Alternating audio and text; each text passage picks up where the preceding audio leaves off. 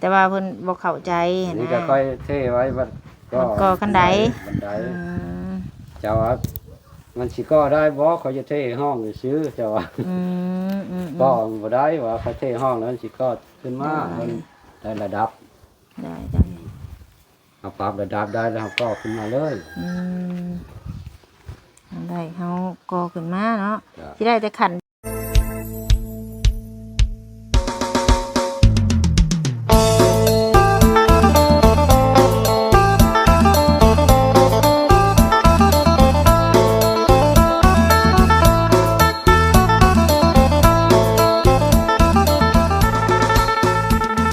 ป้าพี่น้องเปิดภาพมาอีกว่านี่เฮือนน้องเต้น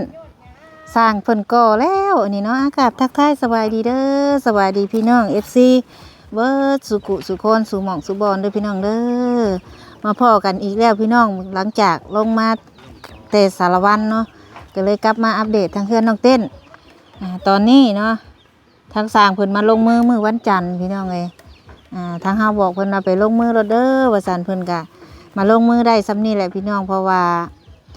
ทางเฮาหาสิขึ้นมาแต่สารวันเนาะเฮาสั่งเล็กสั่งหยังมาให้เพิ่นแต่เมื่อวานนี่แหละแต่ว่าทางเพิ่นมาบ่มาส่งให้เพิ่นว่าสิมาส่งมื้อนี้เฮาก็เลยถามว่า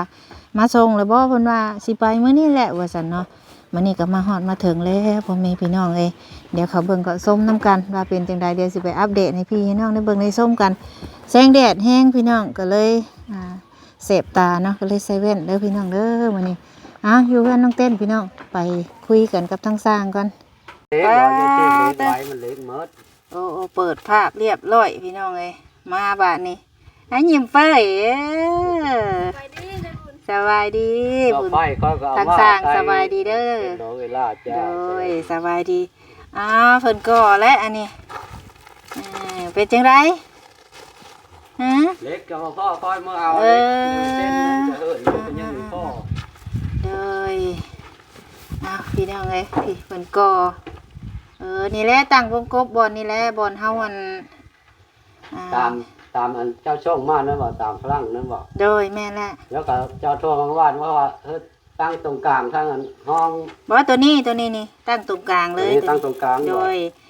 จับกล้องให้แม่ด้วยล่ะก้อนตั้งตัวนี้เนาะจับเป็นบ่เบิ่งเด้อให้เห็นคนเด้อแต่พลังนะเจ้าตั้งอยู่นี่เนาะพลังโดยอันนั้นเฮาแต่มาเองนี่ให้ตั้งตรงกลางนี่โดยตั้งตรงกลางนี้เปลี่ยนใจแล้วมาตั้งตรงกลางเลยโดยคือตัวนี้ก็ให้บายมาทางนี้เนาะย่างมาน้ำล่ะนี่ตัวนี้มานี้แต่ก้อนนี้พลังโดยบัดนี้ให้มาทางนี้มาทางนี้โดยเนี่ยจะตั้งตรงกลางชาวกลางนี่นะว่าแต่ก้อนพลังเขาตั้งอยู่นี่วันนี้ตั้งงั้นวันตอนนั้นตั้งชุดกลางเลยเนาะตัวใหญ่เนาะแม่นแหละโอ้เพิ่นเทคานแล้วตั้งปุ๊บแม่เล็กพ่อนะเทแล้วว่าการนั้นกันแล้วสร้างเพิ่นอยู่เพิ่นยังบ่มานี่ก็ยังบ่ทันมาอยู่นี่เห็นอยู่ว่าจับกล้องนะบันไดทางนี้ก็ซ้ำเดียวกับตัวนั้นหรอวะบ่บันไดทางนี้เอาแต่คาประตูนี้เดี๋ยวเอาเต็มห้องคือตัวนั้นเลยเกมที่เท่ไว้เลยบ่เอาแต่คาประตูนี้เพิ่นก่อไว้แล้วพี่น้องเอ้ยอันนี้ป้าเต้นสิได้เฮือนงามอันนี้ก็ตั้งวงกบตัวนี้เดี๋ยวตั้งบอลเก้าชุดเก้าเนาะโดยเป็นแต่วงกลมใหญ่ก็แม่นโดยแม่นแล้วตัวนี้ก็ตั้งอันนี้เลยเป็นเทคานเลยนะเล็กตะปูอันนี้ตะปูแปะแม่นเพิ่นตอกเล็กตะปูตอกวงกบเป็นยังไงอันนี้เพิ่นก่อขึ้นไว้ท่าเพิ่นนะอันนี้เพิ่นนิ่งแนงบอลเฮาเทคานบอลเทคานมื้อนั้นแต่ว่าเฮาบัดเวลาเฮาก่อนี่ต้องย้ำมาปันประมาณ2เซนเพื่อโบกเนาะเวลาโบกแล้วจิตครับกินกับตัวนั้นเลยเลยว่ะรับกับตัวนั้นเลยโดยแล้วก็เขาก็ย้ำมาประมาณ2เซนทำวงกลมมาตั้งเพลงนี้หลังวงกลมแต่ท่านแท้วงกลมนี่บล็อกตัวนี้มันบางได้มีคือบล็อกเขาตีนะบล็อกตัวห้องงานนี่มันบางบล็อกตัวอันปกติมันเป็น6เส้นเธอได้โบกนะชอบเพลงหลังวงกลมแล้วเอาทราบมันยังทราบนาเติมนะผลพอตัวนี้มันบางโดยอันนี้เส้นหลังวงกลมมันทีร้ายเลยเนาะแล้วทราบ อันยับมาล่ะเวลาจับกล้องยับมาอันนี้นะให้ระยะห่างกันบล็อกหนึง จ้า โดยอันบล็อกแก้วน่ะให้แบบว่าทั้งให้ส่วนมันจุกันเพิ่น ส่วนจุกันบ่ โดยเอาส่วนจุกันอย่างสั้นแหละ แต่ว่าให้มันตรงกลาง จ้า ตรงกลางวงกบเลยหั่นนะ เขาจะว่ามันนำครับ โดยแม่นแหละบัดนี้เพิ่นได้ยิน แจ๋บ่ โดยเพิ่นได้ยินเฮา ตย่ามันเนาะ โดยเพิ่นได้ยินเฮาเว้าเพิ่นเลยว่าเอายับใส่กันโลดเพิ่นว่าระวังมัน ตั้งสองก้อนคือเก้า โดยทางสองก้อนคือเก่าเป็นเทคานแล้วรออันนั่นมารอทรายมา จ้า สิสั่งทรายมาก่อน จ้ะ อันนี้นี่คือสิได้อยู่เทคานเนาะ จ้า เอามาแล้วมันจักสิมาหม่องเถาะหม่องใดบล็อกเพิ่นนี่เฮาว่าบ่อยากดีปานใดเนาะ โอ้มาเข้าหักกับข้อนั่นแล้วก็เฮ็ดจางโพดกับบ่เฮ็ดเข้ม เฮาว่ามันบ่อยากโอเค คั ปาน น ใด เฮาทับสิตัดนี่ทับบ่นึงตะแตะกระจาไปหมดเลยเนาะกระจายไปเลย ได้เอาอันลูกหมูตัด ต้องนั่น ฉั ตั น ด มันบ่ นะ เพ่ง บล็อกอยู่ผูกหักบล็อกแถวบ้านเฮาน่ะคักอันนี้จังไดบุอันนี้ชูหน่อยหนึงก็แตกโคกๆโอ้ยข่อยย่านบ่เห็นคนเด้ มาคนเดียวเหรอ บ่มากับลูกสาว เด็กอีพ่อนี่ก็ค่อยมาเอาอยู่เฮิ่นเนี่ยเส้นเล็กเส้นหนึงอ่ะจะได้เท่ตัวนี้น่ะเท่ก้านอันนี้ โดยมื้อนี้บ่ได้มามื้อนี้พักเนาะ จ้า มื้ออื่นพุ่นแล้วบ่ มื้ออื่นกันได้เพิ่งเฮามากแต่มื้ออื่นเฮ็ดต่อ ได้มาเครื่องนะ จ้า ได้มาอยู่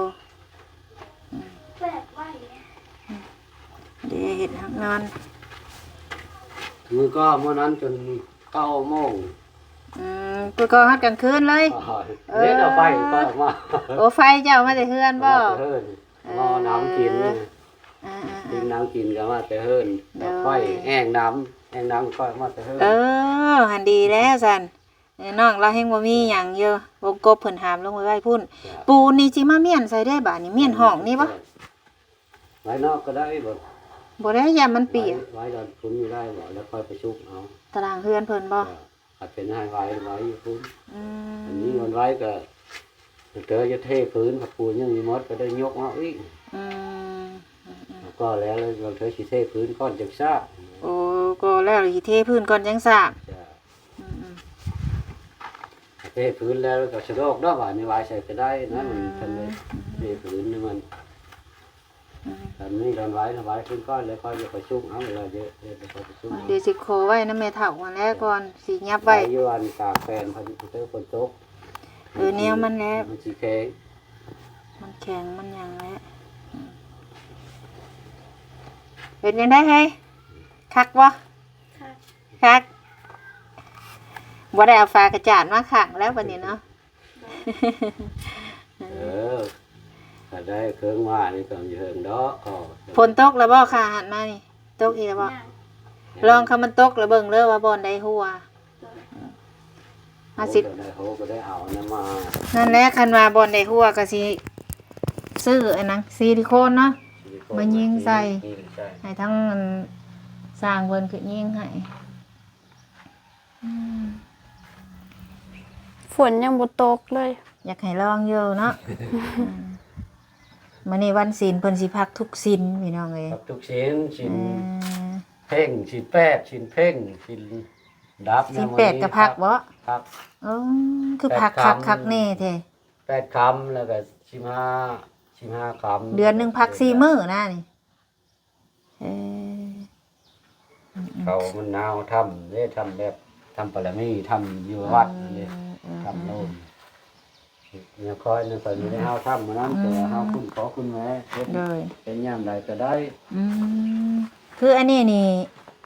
มื้ออื่นนี่ได้ตั้งวงกบว่าจัง จ้าอยู่ตั้ง โดย โกก่อนเธอก็เท่ตัวนี้แล้ว สิเทซุมนี้ก่อนจังตั้งเนาะ ตัวนี้เพิ่นแห้งแล้วสิตั้ง โดย แต่ว่า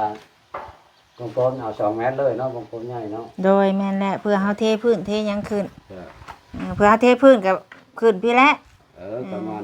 7 เส้นวันนี้ โดย 10 กิโลก็3 เส้นเป็น10 เส้นเลยเด้ เพื่อน้องเต้นหาเงินได้บางเทื่อเราอัน เออ อีกติดตากะโหลกกะโลได้เนาะเต้นเนาะ มันก็ยังได้ ยังน้อยยังหนมอยู่ น้อยอยู่ ห หาได้อยู่ดอก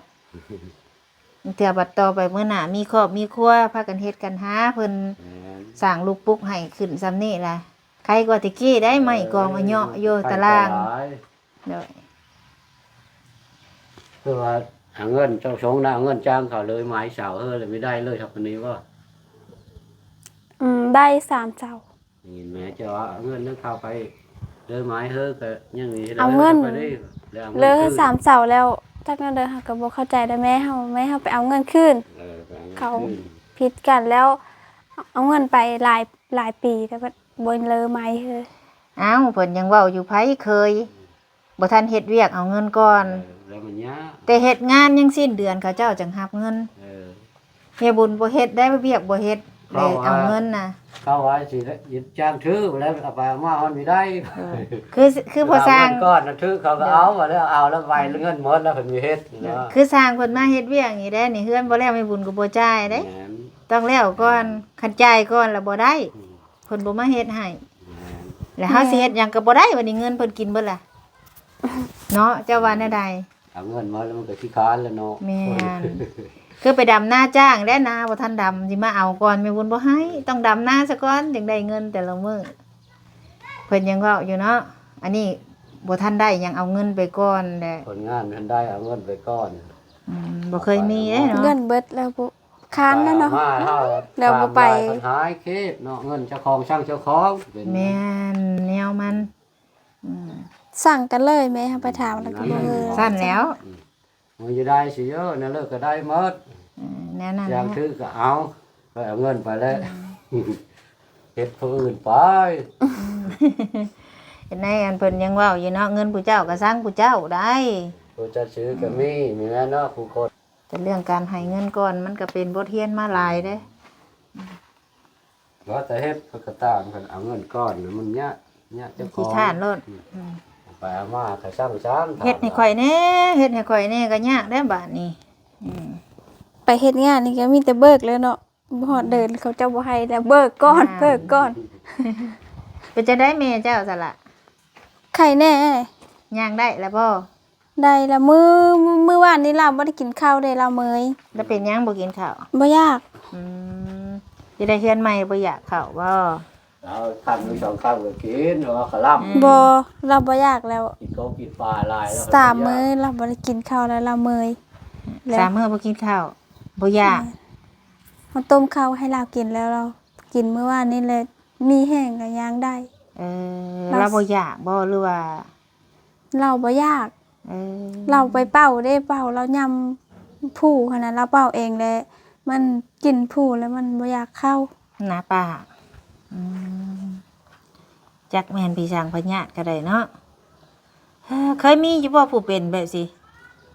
แต่ว่าเป็นอะไรจะไปโคตรของหมอเป็นวาวนั่นเลย เป็นโรค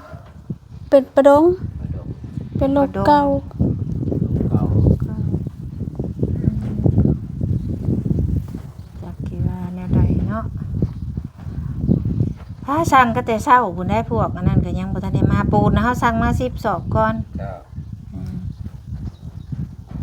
ปูน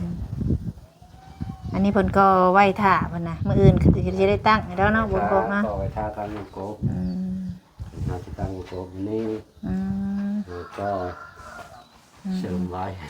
ก็ได้ก่อไว้ ก็ได้มันโกบมาก็ต่อจอดมันโกบเลย เออลงครบเลยนะอันนี้ก็เพิ่นสิเทคานบอลนี่ว่ะ ที่ข้างตรงนี้แล้ว อืม ที่ข้างตรงนี้ อืม แต่เสาตัวนี้นะ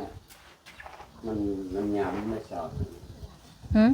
หน้าเสาตัวนี้ของที่ อืม มันหักเสาไม่ได้มันเป็นเสาตรงกลาง อืมมันเป็นพักต่อติมันเป็นขอต่อเขา เอาซี่เอาเวลาเอาสีสอดเล็กเขาก็ซี่เขาให้มันแน่น ด้านนั้นเทก็เสานี่มันเนื้อเสา มันเป็นอะไร มันได้นะครับด้านนั้นเท ตั้งเท้าบ่เที่ยงบ่ เสาเท อ้าวสร้างว่าแหละ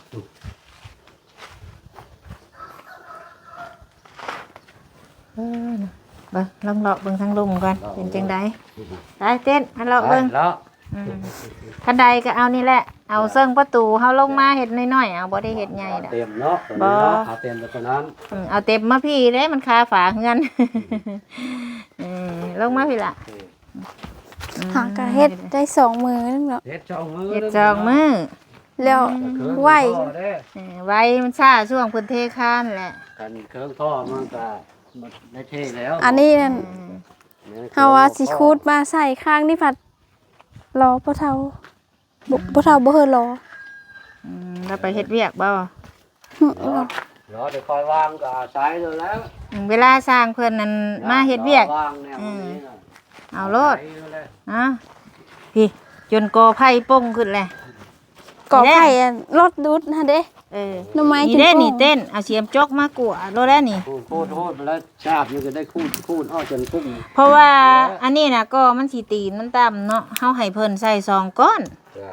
บัดเพิ่นใส่เพิ่นไปขุดลง คูดลง เฮาว่าไปขุด ขุดลง ก็ เลิกเติบเลย เฮาบอกว่าบ่ต้องขุดมีแต่เทใส่คือบอนนี่ ว่าคูดลงก็ดีอยู่แต่ว่าก็มันสูง แม่น เพ คัน ราะ ขุด ว่าย่านน้ำควัดเวลาหลายปีมาแล้วย่านน้ำควัดย่านมันเจิด เฮาบอกว่าบ่นั่นก็ได้นี่เฮาให้เทลงแบบนี้เด้เฮาให้เทห้องสิเดี๋ยวก็ก่อขึ้นเลยเฮาบอก แม เพิ่น นแมน แต่ว่าเพิ่นบ่เข้าใจ อัน นะ นี้จะค่อยเท่ไว้บัด ก่อกันได บันได อืม เจ้าว่ามันสิก็ได้บ่เขาจะเท่ห้องซื้อเจ้าว่า อืม ก็บ่ได้ว่าเขาเท่ห้องแล้วมันสิก็ขึ้นมามันได้ระดับ ได้ เอาปรับระดับได้แล้วก็ขึ้นมาเลย อืมได้เฮาก่อขึ้นมาเนาะ จ้ะ สิได้แต่ขันเดียวแน่ขันใดเฮือน เดียวได้บอกก้อนเดียว โดยเพราะว่าตีนมันตามปกติก็ว่าเฮาเฮ็ดมาก็2ก้อนแต่ว่ามันก็สูงได้เพราะว่าเขาเทขึ้นไปสิเด้เขาสิขุดร่องแล้วก็สิเทปูนใช่เขาก็ก่อหั่นนะ ตอนนี้ก็ค่อยปั่นเคิงได้ตอนนี้มันตั้งโกบอยู่เลย ฮะ ตั้งโกบอยู่เลย แม่น เนี่ยตีโกบ เอาคนเอาเสมอกันเลยบ่ เสมอกันเลย โดยนั่นแหละเฮ็ดพอดีงาม มีแต่7เคิงอยู่ได้ตั้ง80 บ่ได้แล้วมันช่วงมันต่ำ แค่แต่หลังคาโล่งอยู่แต่7เคิงตั้งแต่เล่หลังคา นี่นะพอดีซ้ำกันเนาะ หลังโกบขึ้นฟุ้งกับ7เคิงช่องกัน โดยหารมันซ้ำกันมันจังสิงามเนาะ อันนี้แหละหลังโกบเนี่ยก็ค่อยเติมนี่แหละ ดีแล้วเจ้าเฮ็ดบทว่าบ่เข้าใจหยังเลยโทรหาเฮามันสำบายคันเฮาเฮ็ดไปโลนพิษเอายากแล้วบ่คือ แต่ ไม่ ก่อน ได้ ค่อยเอาจะเทเอาแมทเช้าขึ้นบันไดเลย มีคักเลยโทษถามเจ้า ให้สุดห้องเลยมันจะงาม เจ้าเอาสิเอา บางเทื่อ แม น้อง ทเช้า เด้อบางเทื่อน้องเต้นอยากตั้งกระเถาะคุดอกไม้ดอกตอกแล้วใครดอกสร้างผู้นี้เพิ่นอยู่ในบ้านนี่เพิ่นอยู่ในบ้านนี่เด้ล่อสร้างนี่เด้โยกก็โยกแล้วเด้อบ่ได้เอามือบ่ป้านี่บ่ ป้านี่เลยเอาแล้ว ระวังมันเหี่ยของเพิ่นเด้อ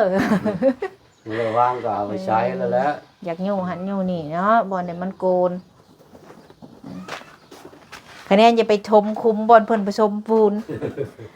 ประชมแล้วก็ยังชมมาเพิ่นแล้วเช็ดก็ยังชมอยู่ แล้วก็แดดเด้เนาะ แด อยู่ ด หัน นะ มันเห็ด ก็ได้เทพื้นแล้วเสียขึ้นมาประชมอยู่เทิงก็ได้แล้วเอาน้ำไม้เอาอันนี้เอาจะได้เทพื้นมัน เลยอีกบุโดนคือสิแล้วโหบ่ทันได้แล้วมาเฮ็ดหั่งสิเลยนกก็หาไม้เอาแม่นเอาเด้อน กจอก มานอนปะแหละนอนก่อนเจ้าเลย ของ เป็นนี่ได้ล่ะเห็นเพื่อนฉันนี่ดีใจแล้วบาดนี่เนาะ โดยดีใจ ดีใจแห้งอยู่ปะล่ะ แห้ง ดีใจแห้งเพื่อน มาท่านเนินหกท่านได้ขึ้นอยู่เนาะไม่ ขันสร้างเพิ่นเฮ็ดแล้วเนาะ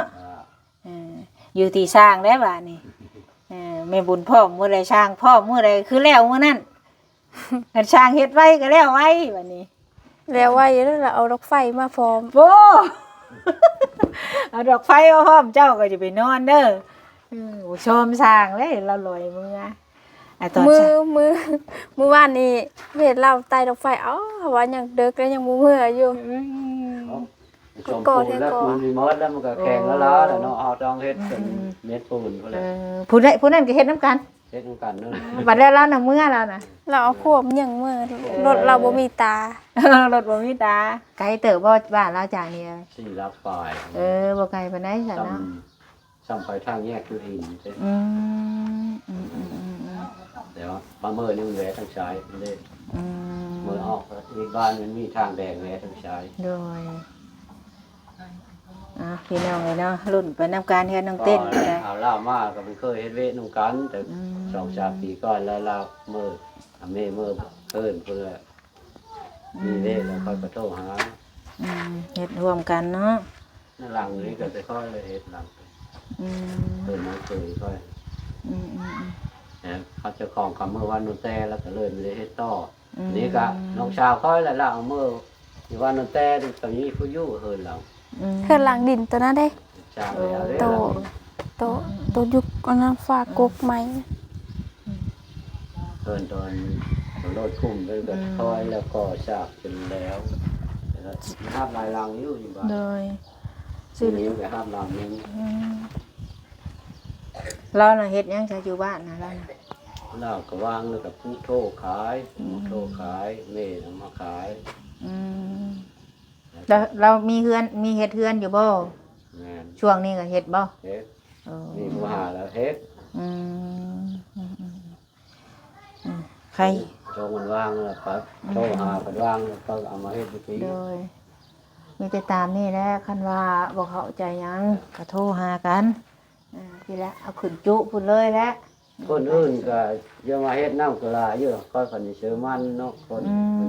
เคยเฮาไปนั่นเดียวแหละเพิ่นก็บ่เอามา ผู้เคยเฮ็ดนํกันใครแน่เนาะโดยเฮ็ดนํกันแค่แน่เนี่ยมักอยู่บ่เฮ็ดให้แบบนี้ก็หรือว่าแนวใดหรือว่าบ่มัก มาก มัก ก็ได้แล้วเจ้าของเฮินว่าจะได้อยู่เนาะ โดย อย่า เฮ็ด นะ อะไรก็เอาเบิด เฮ็ดแนวใดก็เอาเบิด เด้อ แก่นว่าบ่มักแนวนี้กะไว้แนวอื่นดอกแม่บุญมาเฮ็ดให้แนวนี้บ่มักเด้ ถ้าให้เฮาเฮ็ดนี่เฮาสิเอาผ้ากระจาดแล้วมาใส่ ถ่ายเจ้าเฮ็ดเจ้าอย่าพากระจานมาใส่ โดย นึงเต้นว่าคันเพิ่นมาเฮ็ดอันนี้ก็ทางผู้ใหญ่ใจะดีเพิ่นแล้วเนาะเฮ็ดเฮือนจบดีบ่สิเอาฟ้ากระจาดมาใส่บ่แม่นติเห็นว่าก็ได้ บ่จะได้เอาฟ้ากระจาดใส่เฮือนต่ำผู้บ่าวมาช่องว่าเอ้าแม่นหยังเลยว่า ตั้งเจ้านี่ก็มีชื่อนาทีมันเอาหูนี่นะอ้อพี่คือเจ้านั้นน่ะทึกหูว่าเฮาเสียเด็ดทึกอันนี้มันเอาเฮาไปทึก ฮู้ซุมื้อนี้ฮู้มันบ่แน่นอนเนาะฮู้เสานี่เขาเจ้าเสียบไปซื่อ เสียไปชื่อบางเทื่อ แม่น เพ เพราะว่า เจาะไม้ ๆเพราะว่าส่วนหลายช่างซุมื้อนี้เขาแท่งเล็กกันเขาใส่สว่านเสียบเอาเขาบ่ได้เอาฮู้ อันนี้ก็มีดาสว่านเสียบ แม่นมีแต่สว่านแท่งแล้วเล็กเสียบเข้าซุมื้อ แม่แต่หูนี่เป็นจูงโคตรเด้หู โดยสูงโพด มาได้แท่ง เฮาก็ต้องแท่งเนาะบัดนี้โดยอันนี้ก็ใส่สว่านแล้วว่าแท่งนี่ แท่งใส่สว่าน กันเฮาสิไปทุบจนกิ้วพัดบ่ได้แล้วยันเสาหักเนาะ อันนี้ตัวนั้นตัวฉันได้ใช้เสียผ่านค่อยแท่งนั่นน่ะ เอ แท่งว่าเสียบเล็กแล้ว โดยแม่นแนะเฮาต้องแท่งเอาอ้าวดีได้แหละนี่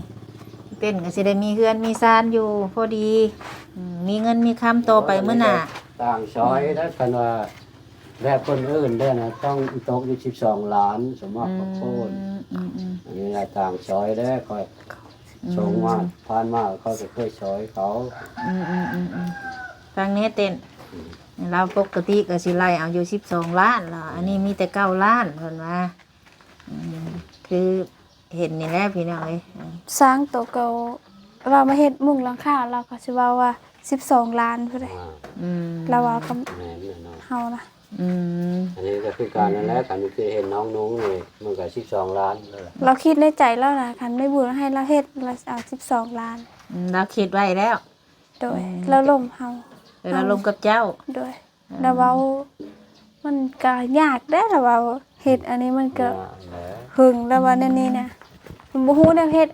เฮาบ่ฮู้แนวตอบเฮาก็ซื่อๆอยู่นี่ บ่จักติ ก็ฟังอยู่แล้วเนาะ มันก็ฟังอยู่แล้ว เอาบ่มีเงินเนาะ อันนี้ก็คือเอาแล้วก็เลยว่า เด้อ ก็คือคิดเห็นน้องหนูจะมันก็ผลเลย12 ล้าน ก็สาธุแหละฮะก็ได้คิดใส่ผู้ใหญ่เพิ่นช่วยนี่แล้วเนาะคือน้องเต้นมันสิเราสิมีหยัง เขามียังจอยก็ซอยเฮอซอยแห้งอีกแล้ว ก็คิดใส่ผู้เพิ่นมาช่วยแหน่เพิ่นก็บ่แม่นลูกหลานเพิ่นก็ยังมาช่วยเนาะจักอยู่ถิ่นใดแดนใดเห็นในคลิปซื่อๆเพิ่นก็ยังมาช่วยซ้ำนี้แหละล่ะเอ้ยผู้ใหญ่ใจบุญเพิ่น โดย คือว่าเจ้าก็บุญช่ำเลิศแล้วจะเข้ามาสร้างให้เนาะ โดย แต่ว่าคิดเห็นบุญคุณของเพิ่น เพิ่นอีตนน้องเต้นนะ แม่น อีตนเด็กน้อย ที่เพิ่นเฮ็ดให้นี่ อันนี้เว้าตรงๆแล้วบ่แม่นว่าเพิ่นอีตนผู้ใหญ่เพิ่นอีตนเด็กน้อย เด็กน้อยน่ะมันกำลังสิสร้างเนื้อสร้างตัวกำลังสิใหญ่ผู้เฒ่าคือเฮาบัดสิเฒ่าลงบัดนี้ ไปเอามาโรงเรียนก็บ่ได้เข้ามีทุนมีห้อนได้เนาะ โดย เข้าไปอะไรก็มีไปโรงเรียนก็ บ่มีอนาคตเลย อยาก เนาะ กินของเขา โดย มือนี่มีแต่เงินกับเงินเดี๋ยวนี้นะ ที่เพิ่นช่วยนี่เพิ่นว่าอีตนน้องเต้นชม ที่ จะคอยเห็นพันมันไม่ได้เสียเงินอันนี้มีแต่ไปเยอะช่วงยูว่าจะเห็นจกอย่าไปเห็นต่อก็เป็นช่วงยูเดี๋ยวนี้จะเห็นเพื่อนก็มีแต่จ้างเห็นย่างโยมไป มีหยัง ร ก็ อด เงินแน่ชั่วมื้อนี้ ไปรอดที่ว่า บอกเรานี่บ่หมั่นเนาะ นี่นะย่อยกมาซื้อกระเต้อันนั้น แตะไว้ บอกนี่บ่คักเนาะ มันแบบมันจ้าง มันคือบ่อยากติดเนาะ ใส่ดินละใส่ลายมันจะจ้าง บอกนี่บ่อยากงามปานใดมันสิทนอยู่บ่เฮ็ดเฮือนนี่ก็เอาสาบเอาโบกเอานี่แหละ ต้ เนาะ นอยู่เด้อเอาทราบ มันบ่ได้ตากแดดตากฝนเนาะเป็นเล็กตะปานตะปูเด้อล่ะเด้อเบิ่งตัวใดมันน้อยเดี๋ยวเจ้าเก็บขึ้นทั้งเฮือนเวลาสร้างเพิ่นบ่มา เล็กกับปูกันเฮาสิเตาะคางนั่นเด้คางวงกบบ้านเฮา โดย ให้มันจับกระบอก เก็บไว้ เวลาสร้างเพิ่นมาแล้วเฮาเอาลงให้เพิ่นจะได้ไว้นี่ว่า กันนั้นเฮามีต้อเล็กใช่มันสิกว้าง เก็บไว้อันอยู่ในตู้แม่นี่นะ ไว้พื้นก็ได้หรือว่ายังเพราะมันเป็นยังกลางค่ำกลางคืนก็เบิ่งนั่นแหละเอ้ย เก็บไว้อยู่เบิ่งอยู่ยานคนมาลักมาเนี่ย เนี่ยมันได้น่ะโล30,000พุ่นเด้แฮงผลิตเองบ่เป็นอยู่แต่ไม่จิ้มแขวผลิตเป็นก็ยังบ่ผลิต เล็กจังต้อสังกะสีเด้อโลนึงเท่าไหร่50 60เลย เครื่องโล30บ่แม่น จักเท่าใดเฮาก็ลืมแล้วเขาเจ้าเขียนใส่บินอยู่ ตัวเฮาไปซื้อให้ตาสร้างตัวมะมุงลังฮะโลนึง3เครื่องโล30มีนะอยู่บ้าน อันเล็กตอกอันนั้นตอกไม้นี่นะเล็กตอกไม้ นี่คือปูอะ แม่น โล30นี่เด้ โอ้โลนึงก็60แล้วเครื่องโล30 แม่นคือสิมาเอาลายแท้ติใช่แม่อยู่ไหน แม่นเรา ได้กิน นอนอยู่ ข้าว ไหน เสร็จแล้วเมื่อยบ่ เราเมื่อวานนี้เราเมื่อยมื้อนี้ใครแน่เรา มีใครแน่ปล่อยให้แล้วนอนพัก มีกินข้าวได้บ่ว่า ปล่อยแล้วพักพรลูกชายล่ะแล้วไปใช้ล่ะหาปลาได้บ่แล้วก็ดุหากินได้ผู้หน่อยนั่นก็ได้ แต่ก็อยากให้เราอยู่อยากเห็นแล้ว FC เพิ่นถามหาอยู่บอกน้องเพิ่นแน่มื้อใดแม่บุญสิมาได้ให้เราอยู่เฮือนแน่ บอกแล้วบ่อยู่ จะไปหากิน ไปตลอด ไปเมื่อวานไปชื่นว่าแม่เออเอาอาบน้ำแห้งเต็กบนเขาบ่นอนมาแต่งมปลา มันหนาว เหมือนว่านี่ถามแล้วว่าน้ำเนาะสองเชื้อใครได้ว่าสองเชื้อชุดนั้นแม่ไปเขาคืออาบน้ำ แม่ว่าอาบน้ำ บ่ได้หามเตียงมาห่มเนาะนั่งอยู่ห่ม เฮ้ยนั่งร่มเดี๋ยวอยู่ห่มบ่ น้องเอ้ยเลาะเบิ่งแหละจักใดก็มีแต่บอกสร้างเพิ่นคันตัวใดบ่เข้าใจก็มีแต่โทรถามกันแน่สร้างเอ้ยเพิ่นก็ก่อขึ้นแล้วพี่น้องเพิ่นรอถ่าเล็ก ก็สิท่าเนี่ยมันเป็นใจว่าตั้งว่ากบอยู่เลย โดย คือว่าแต้มพลังมากอยู่จุดนี้มันย้ายไปตรงกลางนะ โดยแต้มไปซื่อๆนะบ่เป็นหยังเฮาย้ายมาก็ได้ บุญจะห้ามจะตั้งทำไมตั้งแล้วเลยเฉยมันได้หมางเนี่ย โดยถามมันจังสำบายเนาะเวลาคันเฮาเฮ็ดไปโลดว่าเจ้าคือบ่ถามข่อยว่า ยังรอจังหวะอยู่นะ โดย ยังรอจังหวะอยู่เยอะก็เฮ็ดได้2 มือนึงดังนั้นว่าเล็กพ่อนี่มันแล้ว เฮาว่าอยู่ในบ้านนี่มีขายบ่ว่าไปดึงเอาว่าเฮาว่าไปดึงเอา ไปเอาแล้วผัด อย่าแล้วค่อยสิช่าง ช่างเขาบ่มา เออ เขาเจ้าบ่มาให้ ขอว่าค่อยสิ เหลื่อมตาพี่น้องเอ้ย เดี๋ยวค่อยสิช่างพร้อมเลยแฮ่ใช่แล้วเอาคำมาส่งเลยซั่นล่ะถ้าได้อยู่ดอก อืม นี่แหละ ส่งสั่งเพิ่นว่ามื้ออื่นเด้อเพราะว่าจุดป่านนี้ยังบ่มาอยู่เนาะ แม่น เลยเอาซั่นพี่น้องเอ้ยจังไดก็สำหรับคลิปนี้ก็เอาประมาณนี้ซะก่อนสั่งทรายมาให้อีหล่ะเอ้ยสั่งทรายมาให้หาวันนี้เฮ็ดเฮือนเฮ็ดซ่านแล้วก็จังสิหางานให้บ่ได้ให้ไปเวียงคันไปเวียงนี่บ่ให้อยู่เฮือนนี่ ไปปะแม่อันนี้แม่บุญเว้าเอหลีได้บ่ได้เว้าลิ้นเด้นี่สัญญากันเด้เด้ ไปกันเด้อแม่ แม่นล่ะว่ะลืมแล้วสัญญาน่ะ ย่าง แม่บุญบ่ได้ลืมเด้ แม่ก็งอกๆอย่างเงี้ย จะสัญญาว่าสิบ่ไปเวียงจันทน์เลยก็เลยตกลงเฮ็ดเฮือนให้คันไปเลยแม่นบ่ให้หมอต้อย แต่ก่อนว่าจะไปแล้ว แม่นล่ะว่ะโอเคล่ะว่ะ ยังซี่มือนึงว่าแต่ก่อนว่าจะไปนึกว่า แม่บุญหามเมียนเด้ เจ้ามาอัดคลิปเอาแล้วก็เลยโจ๊ะ อ้าวสันพี่น้องเนาะสำหรับคลิปนี้ก็เอาประมาณนี้ซะก่อนถ้าต่อกันในคลิปหน้าคลิปนี้ก็สำบายดีเด้อ สบายดี อืม